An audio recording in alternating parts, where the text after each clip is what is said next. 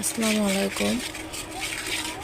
আমি ফ্রাই প্যানে মাছ ভাজি করে উঠিয়ে নিয়েছি। তারপর আমি পেঁয়াজ রসুন জিরা দিয়ে মশলা ভালোভাবে কষিয়ে নিয়েছি এবং সাথে আলু স্লাইস করে যে কেটে নিয়েছিলাম ওগুলো আমি একটু হালকা ভেজে নিয়েছি। ভেজে নেওয়ার পর এখন মশলার ভিতর দিয়ে আমি কষিয়ে নিতে আসি। ভালোভাবে কষিয়ে নেওয়ার পর হালকা একটু পানি দিয়ে দেবো।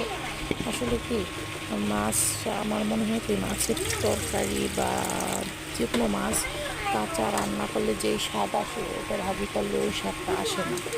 এবং মাখা ঝাঁকা যে একটা জিনিস আছে ওই মাছটা ওরকম খাইতেই ভালো লাগে, এবং তরকারি করে দিলে অতটা ভালো লাগে না, অতটা স্বাদ লাগে না। তো যাই হোক, আজকে একটু হুট করে একটু অল্প কিছু আলু দিয়ে দিয়েছি আমি মাছের সাথে। যেহেতু ভাজি করা মাছ তো সেই জন্যই আমি একটু অল্প। আসসালামু আলাইকুম। আমি মশলা কষিয়ে নিচ্ছি ভালোভাবে।